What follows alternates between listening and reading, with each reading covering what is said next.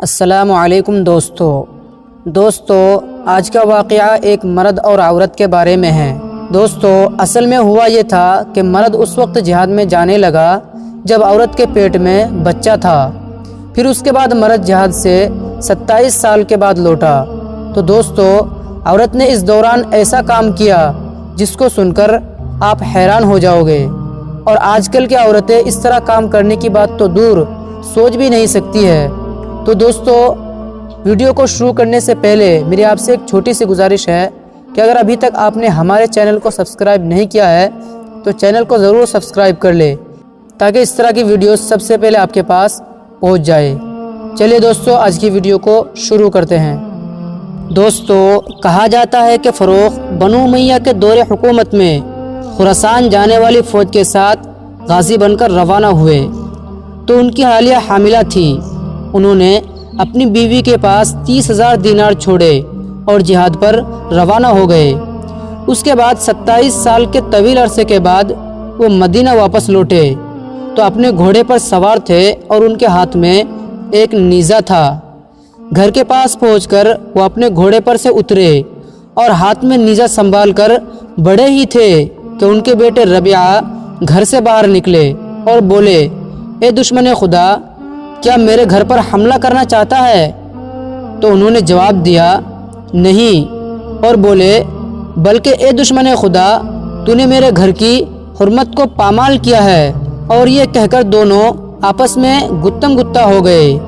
یہ منظر دیکھ کر پاس پڑوس والے جمع ہو گئے اور یہ اطلاع مالک بن انس رحمۃ اللہ علیہ تک پہنچی تو وہ اور دوسرے لوگ ربیعہ کی مدد کی نیت سے وہاں پہنچ گئے۔ تو انہوں نے ربیعہ کو کہتے ہوئے سنا، قسم خدا کی تجھے اس وقت تک نہ چھوڑوں گا جب تک کہ سلطان کے پاس نہ لے جاؤں۔ تو جواب میں فروخ نے کہا، قسم خدا کی میں بھی تجھے سلطان کے پاس لے جائے بغیر نہ چھوڑوں گا۔ تو میری بیوی کے ساتھ کیسے رہ رہا ہے؟ اور یوں اچھا خاصا ہنگامہ برپا ہو گیا، مگر جیسے ہی مجمع کی نظر مالک پر پڑی سب ایک دم خاموش ہو گئے اور مالک رحمۃ اللہ علیہ کہنے لگے، اے بزرگو، کیا آپ کا اس گھر کے علاوہ اور کوئی ٹھکانہ ہے؟ تو فروخ بولا، یہ میرا گھر اور میں بنی فلاں کا خادم فروخ ہوں۔ جیسے ہی ان کی بیوی نے یہ سنا ایک دم باہر نکل کر آئی اور بولی، یہ میرے شوہر ہے اور یہ میرا بیٹا ہے جس کو آپ اس وقت چھوڑ کر گئے تھے جب یہ میرے پیٹ میں تھا۔ یہ سنتے ہی دونوں باپ بیٹے گلے مل کر رونے لگے۔ پھر جب فروخ گھر میں داخل ہوئے تو پوچھا، کیا یہ میرا بیٹا ہے؟ تو ان کی بیوی نے جواب دیا، جی۔ تو فروخ نے کہا، ذرا وہ پیسے نکالو جو میں تمہارے پاس چھوڑ کر گیا تھا، اور یہ میرے پاس 4,000 دینار ہے۔ تو ان کی بیوی نے جواب دیا، وہ پیسے میں نے ایک جگہ دفن کر رکھے ہیں، کچھ دن بعد نکال کر دوں گی۔ اس کے بعد ربیعہ مسجد کے لیے نکلے اور اپنے حلقے میں جا کر بیٹھ گئے۔ ان کے بیٹھتے ہی مالک بن انس، حسن بن زید اور مدینہ کے معزز حضرات آ کر ان کے چاروں طرف بیٹھ گئے۔ ادھر فروخ کی بیوی نے ان سے کہا، جائیے اور مسجد رسول صلی اللہ علیہ وسلم میں جا کر نماز ادا کیجیے۔ وہ مسجد آئے اور نماز پڑھی۔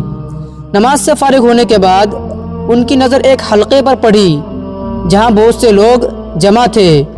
وہ بھی ادھر ہو لیے اور دیکھنے لگے۔ لوگوں نے ان کے لیے جگہ بنائی۔ ربیعہ نے اپنے سر جھکا لیا اور ایسے ظاہر کیا جیسے انہوں نے اپنے والد کو نہ دیکھا ہو۔ انہوں نے سر پر ٹوپی پہن رکھی تھی۔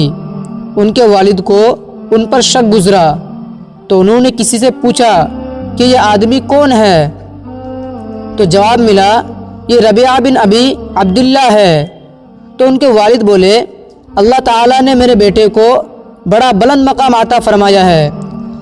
پھر وہ اپنے گھر واپس آئے اور اپنی بیوی سے بولے، آج میں نے تمہارے بیٹے کو اس حال میں دیکھا ہے کہ جس میں بڑے سے بڑے عالم اور فقیہ کو بھی نہ دیکھا ہوگا۔ تو ان کی بیوی کہنے لگی، آپ کو کیا زیادہ عزیز ہے، 30,000 دینار یا وہ عزت اور مرتبہ جو آج آپ کے بیٹے کو حاصل ہے؟ تو انہوں نے بے ساختہ جواب دیا، قسم خدا کی مجھے یہ زیادہ عزیز ہے۔ تو ان کی بیوی نے کہا میں نے وہ ساری دولت اس پر خرچ کر دی۔ تو فروخت نے کہا قسم خدا کی تم نے اسے ضائع نہیں کیا۔ تو دوستو پہلے زمانے کی عورتیں اس طرح ہوا کرتی تھی کہ کچھ بھی مال و دولت ہو اس کو اچھے کام میں لگایا کرتی تھی۔ دوستو اگر آپ کو اس عورت کی یہ عادت اچھی لگتی ہو تو چینل کو ضرور سبسکرائب کر لے اور اس ویڈیو کو دوسرے تک بھی ضرور شیئر کرے تاکہ اس کے ذریعے سے دوسرے لوگوں کو نصیحت حاصل ہو۔ جزاک اللہ۔